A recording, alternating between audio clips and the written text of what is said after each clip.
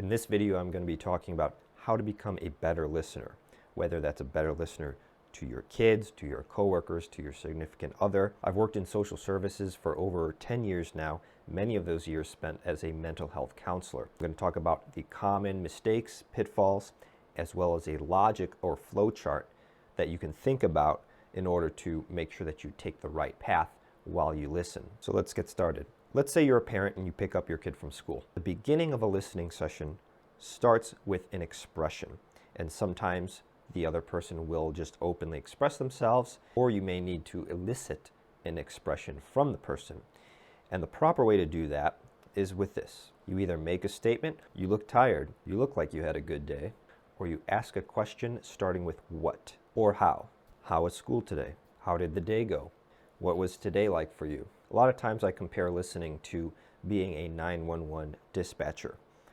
You get a call in, it could be completely bogus, or it could be a murder in progress. You don't know, but you're ready for anything. So you arrive to the conversation with a very blank slate. You're just completely open. You're ready to hear anything. Listening is very explorative. It's like being in a forest and you're trying to get to the other side, and you have no idea when you're going to encounter a rock or a boulder or a tree, and you're going to have to quickly pivot around it. So that's the thing about listening. You don't know the path it's going to take, but over time you get to know what it does feel like to be able to go down any path at a moment's notice. Last point here about eliciting is don't use the word why. Why are you frowning? Why do you look tired? Why are you so quiet? It's a little bit judgmental. The solution there is to replace it with a statement that sounds as neutral as possible. You look kind of tired. Are you tired? You look like you had a good day. Next step is that the person will express themselves. And as soon as the person begins to express, that's when you begin to register. Some good metaphors here would be like you're downloading a file on a very slow internet connection, or you're in science class looking at a slide under a microscope and it's really blurry, and so you keep turning those dials to try to get the picture clearer, but you have to keep turning it and it's taking a while and you're not there yet, but you know you're not there yet because it's still blurry. That's this process of registering. You might say, how was school today? And the kid says, I hate school, I hate this school, and I hate this town. I'm starting to register, okay? I'm starting to take this blank slate and put these pieces onto the blank slate. Pieces like the tonality, okay, it was a little aggressive, the person's a little irritated. If you haven't watched this other video on tonality, make sure you put that on the watch later list. The content, okay, they hate the school, they hate the city. And the question to ask yourself is the picture clear yet? The metric you're going for is 90% clarity. A common mistake is that people will be at 20% clarity and they'll try to issue their first reflection statement. They'll be like, oh, okay, so what I'm hearing you say is you really hate this school and this city. It's like wrong. You don't have enough information yet. Okay, so you might be thinking, well, if it's too early to issue a reflection statement, can I at least express sympathy? I'm sorry that you hate school. I'm sorry that you hate this city. And my answer there is, I do think it's still too early. If you're at 20% clarity, I would not go for a statement of sympathy. Maybe at the end, after you've talked for 10 minutes and you've heard the whole story. The only times I would immediately issue the statement of sympathy is death of a friend, family member, or death of a pet. Person says, my pet dog just passed away. That's something where you could immediately go, I'm so sorry to hear that. Any other time, I would ask for more information. And I would say something like, wow, what makes you say that? Don't use why and say, well, why do you hate this? Why do you say that? Because then you're not holding space. The most therapeutic thing is for someone to be able to speak and know that they're not going to deal with this biased judgment, that instead the listener's going to be neutral. There's nothing better than being able to speak to a neutral listener. So what if the kid says, I hate this school because someone's bullying me? Common mistake, again, you lose your neutrality and you go, what? Who's bullying you? Tell me who, I'm going to call their parents because that's not right. If I was the parent, my first thought would be, I don't know what bullying means to that kid. I might have a concept in here, but that kid may have a different perception or definition of bullying. So again, an inexperienced listener might think, oh, I've met the 90% rule. because they just told me they're being bullied. But no, you're not at 90% because you haven't even talked about an example. So another common mistake here would be the statement of sympathy. I'm so sorry to hear you're being bullied. Too early, you're not at 90%. So I need more information. I'm gonna ask, what does that look like? What do you mean by that? Can you give an example? So let's say the kid says, oh, at lunchtime, this kid makes fun of me and calls me a health nut because I eat an apple every day and no one else eats their apples. Okay, now we're at 50%.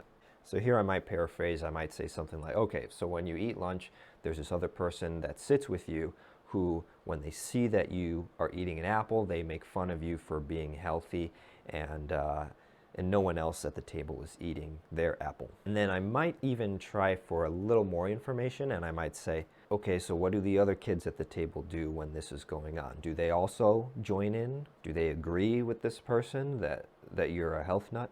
Kid might say, oh, they laugh, but they don't really say anything.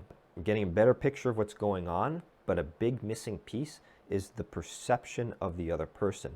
And that's where a lot of listeners lose their neutrality. They hear the situation and then they impose their own perception. Eating apple is good for you. Like, that person's wrong to make fun of you for eating an apple, right? Health is good. But no, you're just bringing your own bias to the table. So if you're at 50%, how do you get to 70, 80, 90%? You need to understand how the other person perceives it. So then I'm going to ask, well, do you think there's anything wrong in eating an apple every day? And at this point, the other person might go silent because they don't know how to answer that, because they never thought for themselves. That's why they're having a bad day, is because someone in their environment made a statement and that statement immediately affected them. They didn't question their environment. They didn't have their mental guard up. They bought into the other person's frame. And that happens to all of us, kids and adults. At this point, I may or may not ask the following question. Well, do you see anything useful in this person's statement that you're a health nut? Is there any way this could benefit you, or is there any partial truth there that you could pull out and use to be a better person? This apple example is probably not the best one for that question, but the point is, this is a technique to diffuse either or thinking. It's the black and white thinking of, oh, this situation, that was a bad situation. The reality of life is that everything that happens has good and bad in it, mixed. And a good way to improve your mental health is to recognize the positive and the negative in every situation. When you make that reflection statement, the person's either going to say, yes, that's what I was saying, or no, that's actually not what I was saying. If they say no, then you have to go to this whiteboard and start erasing things or looking for gaps and try to figure out, okay, well, where did I not see something that they're trying to express? Then when you think you are again at 90% clarity, you issue another reflection statement to test, right? It's about testing. You're not going to assume that you understand what the person's saying. That's what the reflection statement is for. So let's say they say yes. Then I would ask the options question.